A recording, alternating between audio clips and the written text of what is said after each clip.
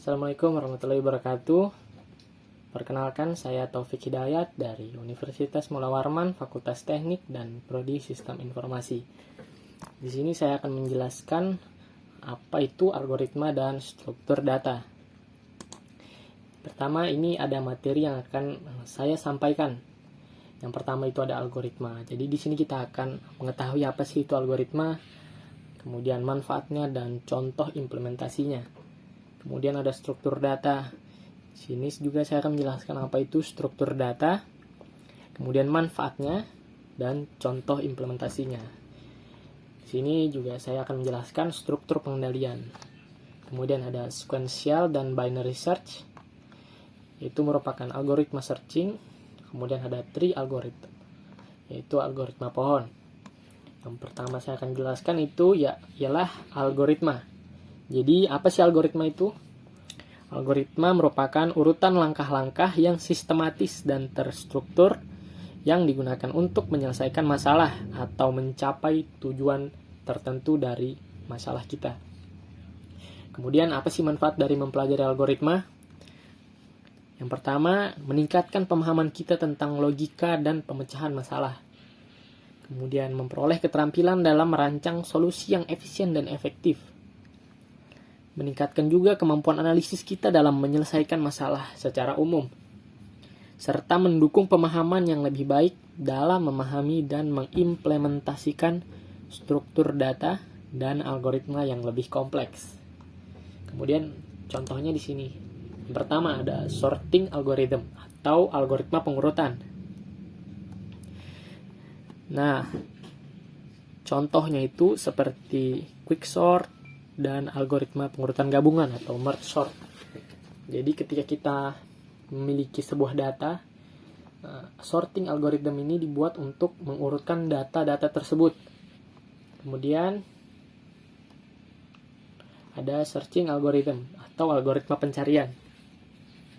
Algoritma pencarian ini contohnya itu seperti algoritma pencarian linear atau algoritma pencarian binary. Nah, ketika kita ingin mencari sebuah elemen di dalam daftar data, algoritma searching ini akan kita gunakan untuk memudahkan kita dalam mencari elemen tersebut. Kemudian struktur data. Apa sih struktur data itu? Struktur data adalah cara kita untuk menyimpan dan mengatur data dalam komputer agar dapat diakses dan dimanipulasi dengan efektif dan efisien. Kemudian manfaat kita dari mempelajari struktur data ini meningkatkan efisiensi dalam penggunaan memori dan waktu eksekusi program, serta memungkinkan kita memanipulasi data dengan lebih efisien, seperti mencari, mengurutkan, dan menyisipkan data. Memberikan kerangka kerja yang terstruktur untuk mengorganisasi dan mengelola data, serta memungkinkan kita untuk melakukan pengembangan dan implementasi kepada algoritma yang efektif dan efisien. Kemudian ada contohnya. Yang pertama itu ada array. Array itu menyimpan sejumlah elemen dengan indeks. Jadi setiap elemen yang ada dalam daftar data itu mempunyai indeksnya masing-masing. Kemudian ada linked list. Nah, linked list ini terdiri dari simpul-simpul yang saling terhubung. Jadi tiap datanya itu saling terhubung satu sama lain. Kemudian ada stack, merupakan tumpukan data yang mengikuti prinsip LIFO, yaitu last in, first out. Jadi yang terakhir masuk dalam daftar data tersebut yang nantinya akan pertama kali keluar. Kemudian ada queue. Queue merupakan antrian data yang mengikuti prinsipnya FIFO atau first in, first out. Jadi data yang pertama kali keluar, data yang pertama kali masuk, itulah data yang akan pertama kali keluar. Kemudian ada struktur pengendalian. Yang pertama itu ada sequential. Apa sih sequential ini? Sequential adalah urutan langkah atau pernyataan dalam program yang dijalankan secara berurutan. Nah, kemudian ada selection. Selection itu juga merupakan struktur pengendalian yang digunakan untuk memilih tindakan yang akan dilakukan berdasarkan kondisi tertentu.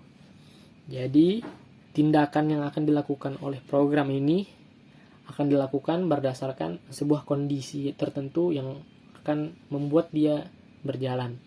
Kemudian ada looping, merupakan struktur pengendalian yang digunakan untuk mengulangi serangkaian pernyataan berulang kali hingga kondisi tertentu terpenuhi. Struktur pengendalian ini juga membantu mengatur aliran logika dan kontrol eksekusi langkah-langkah dalam pemecahan masalah, analisis data, dan manipulasi data dengan cara yang terstruktur dan efisien. Kemudian kita akan menjelaskan apa sih itu searching algorithm. Nah, yang pertama di sini ada sequential search. Sequential search ini merupakan metode pencarian yang mengunjungi setiap elemen dalam daftar secara berurutan hingga menemukan elemen yang dicari atau mencapai akhir daftar. Kemudian ada binary. Binary ini adalah metode pencarian yang membagi daftar menjadi dua bagian setiap kali dengan membandingkan elemen tengahnya dengan elemen yang sedang kita cari dan melanjutkan pencarian tersebut di setengah bagian yang mungkin mengandung elemen tersebut. Di sini ada contohnya. Di sini yang kita cari dalam daftar data ini adalah 20. Jadi dia akan melakukan checking di setiap indeksnya hingga indeks yang kita tuju itu ketemu. Jadi dia pertama akan ngecek di indeks 0 apakah 10 itu yang kita cari yaitu 20. Jika bukan maka dia akan lanjut ke indeks selanjutnya, indeks selanjutnya lagi hingga ketemu di indeks 6 yaitu yang kita cari yaitu 20. Kemudian di sini ada binary search. Nah, di sini ada contoh daftar data yang kita miliki. Kita akan mencari data 50. Pertama kita akan membagi dua, yaitu kiri yaitu 11 dan kanan yaitu 95 dan tengahnya yaitu 45. 45 ini nanti akan dibandingkan apakah data yang kita cari itu yaitu 50 ada di sebelah kiri atau di sebelah kanan. Di kondisi ini 50 ada di sebelah kanan dari tengah. Jadi kita akan memakai setengahnya di sebelah kanan. Kemudian kita akan bagi lagi di sini. 71 sebagai tengahnya, 50 sebagai kirinya, 95 sebagai kanannya.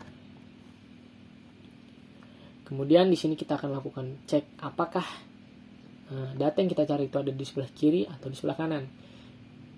Di posisi ini, di sebelah kiri dari tengah itu adalah 50, yaitu yang kita cari. Maka 50 telah kita dapatkan pada indeks 4. Nah, itu dari binary search. Kemudian kita lanjut ke tree algorithm atau algoritma pohon. Jadi algoritma pohon itu adalah struktur data hierarkis yang terdiri dari simpul-simpul yang terhubung dengan menggunakan hubungan induk dan anak sehingga menciptakan sebuah pohon. Nah, yang pertama di sini ada AVL tree. Jadi AVL tree itu adalah jenis pohon biner yang seimbang di mana perbedaan tinggi antara anak kiri dan anak kanan dari setiap simpul adalah setidaknya -1, 0 atau 1. Operasi rotasi dilakukan untuk menjaga keseimbangan pohon. Jadi dalam tree ini akan menciptakan keseimbangan pada pohonnya itu tersebut. Kita bisa langsung ke contohnya. Nah, jadi di sini ada AVL tree. Kita akan memasukkan 5 di sini datanya.